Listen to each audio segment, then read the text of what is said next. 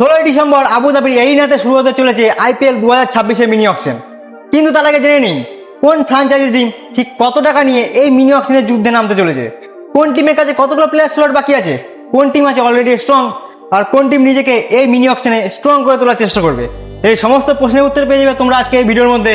এই জন্য ভিডিওটা অবশ্যই তোমাদের শেষ পর্যন্ত দেখতে হবে, আর চ্যানেলে নতুন হলে চ্যানেলটা সাবস্ক্রাইব করে বেল আইকনটা কমেন্টে প্রেস করে দেবে। চলো ভিডিওটা শুরু করা যাক। প্রথমে শুরু করি আমার ফেভারিট টিম মানে রয়্যাল চ্যালেঞ্জার্স বেঙ্গালুরু থেকে।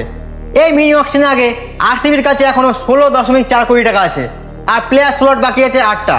মানে রয়্যাল চ্যালেঞ্জার্স বেঙ্গালুরু এই 16.4 কোটি টাকা দিয়ে মিনি অকশনে এখনো 8টা প্লেয়ারকে কিনতে পারবে। সেকেন্ডে আছে আমার ঘরের টিম মানে কলকাতা নাইট রাইডার্স।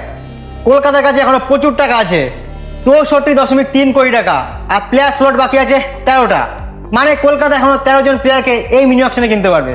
তারপরে আছে সানরাইজার্স হায়দ্রাবাদ, যার কাছে অ্যামাউন্ট এখনো বাকি আছে 25.5 কোটি টাকা, আর প্লেয়ার স্লট বাকি আছে 10টা। তারপরে চলে আসি দিল্লি ক্যাপিটালসের কাছে।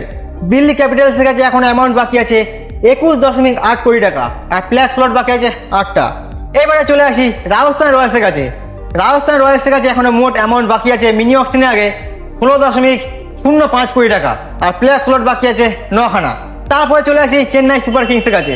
চেন্নাই সুপার কিংসের কাছে কিন্তু এখনো অনেক অ্যামাউন্ট বাকি আছে, 43.4 কোটি টাকা, আর প্লেয়ার স্লট বাকি আছে 9খানা। এরপরে চলে আসি লখনৌ সুপার জায়ান্টসের কাছে, যার কাছে অ্যামাউন্ট এখনো বাকি আছে 22.9 কোটি টাকা, আর প্লেয়ার স্লট আছে 6খানা। এবার যদি গুজরাট টাইটান্সের কথা বলি, তার কাছে অ্যামাউন্ট বাকি আছে 12.9 কোটি টাকা, আর প্লেয়ার স্লট বাকি আছে 5টা। পাঞ্জাব কিংসের কাছে অ্যামাউন্ট আছে 11.5 কোটি টাকা, প্লেয়ার স্লট বাকি আছে 4খানা। এবার সবার শেষে মানে 10 নম্বর টিম আছে মুম্বাই ইন্ডিয়ান্স, যার কাছে এখন অ্যামাউন্ট আছে 2.7 কোটি টাকা। মানে সব থেকে কম টাকা কিন্তু এই মুম্বাই ইন্ডিয়ান্সের কাছে আছে মিনি অকশনের আগে, আর তার কাছে প্লেয়ার স্লট বাকি আছে 5টা।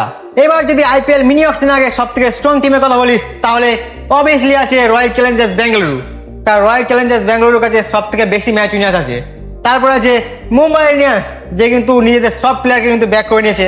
তারপরে আছে গুজরাট টাইটান্স, আর বাকি তো টিম আছে যেগুলো নিয়ে কিন্তু তোমাদের সাথে আমি পরে আলোচনা করবো। তাহলে তোমরা আইপিএল 2026-এ ঠিক কোন টিমকে সাপোর্ট করছো অবশ্যই কমেন্ট করে বলে যাবে, আর চ্যানেল নতুন হলে চ্যানেলটা সাবস্ক্রাইব করে বেল আইকনে কলে প্রেস করে দেবে। তো চলো আজকে ভিডিওটা এখানেই, দেখা হচ্ছে কালকে একটা নতুন ভিডিওর সাথে ঠিক এই সময়।